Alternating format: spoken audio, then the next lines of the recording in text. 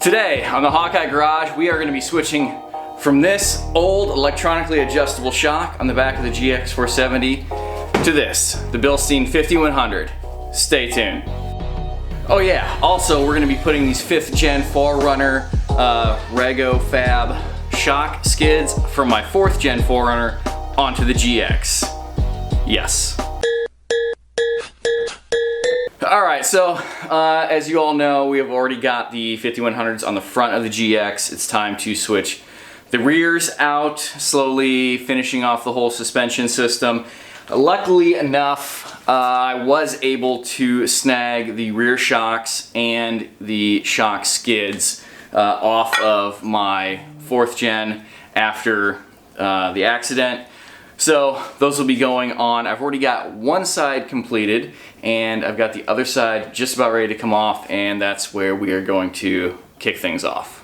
Here is the rear shock. You can see I've already got the nut on the top there cut off. Yes, I had to cut it off with a Sawzall. It was not budging. Your guess is as good as mine on how to get those off. There's never a good way. Pipe wrenches, vice grips, cut off wheels. Thankfully the 5100s actually have a hex nut built into the top of the shaft there, so you can put a wrench on it and then unscrew the top, so that's really great. We got to unplug the electronic adjustment circuit there. I don't know if I'm going to get any dash lights after this, unplugging all 4 of them. I haven't with just the fronts, so we're going to find out that. And then of course down below we have a, let's see, right there, a nut or a bolt that goes through the shock eye to unscrew, and then we can pop that whole shock absorber out. I've already broken this loose.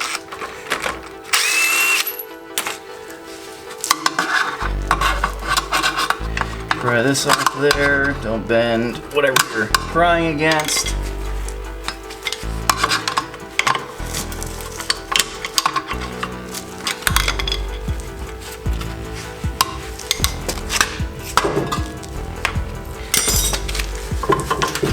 Wiggle it out from the top, and it's out.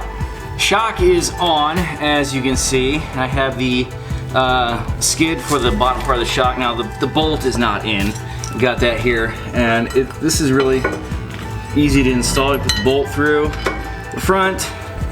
This is just the factory shock bolt. Get that, finger tight, and then we have this really long bolt that came with the kit that goes in the side, and I might have to loosen that up to get it kind of fish through there.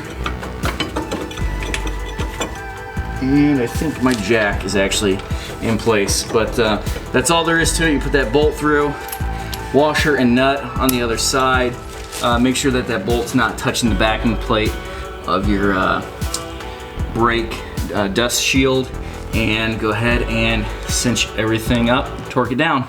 And that is that. I have no idea how it rides. I haven't taken it for a test drive yet, and how it rides now is not how it's going to ride within the next couple months, because the airbags are still there and those will be getting replaced. But I will be sure to report to you guys on any changes in ride quality, good or bad. Hopefully good. If you haven't already checked the back catalog of videos, the build-up of the GX so far and how we ended up in a GX after our built 4th gen, spoiler alert, got totaled. And make sure to follow the links in the description down below over to Instagram and Facebook, where I post much more often over there. Continue to email me questions, hawkeyeskunkworks@gmail.com, or leave them in the comments section below, of course. If you haven't subscribed to the channel already, please do so. We are growing like crazy, and I'm loving every minute of it and loving interacting with all of you. Give the video a thumbs up and be sure to turn the notifications on. Click that little bell icon below the video. That will give you a notification on your devices when I drop a video each and every Sunday, because if you are new around here, that's the schedule. New video every Sunday. So until next time, thank you for watching. Take care. Goodbye.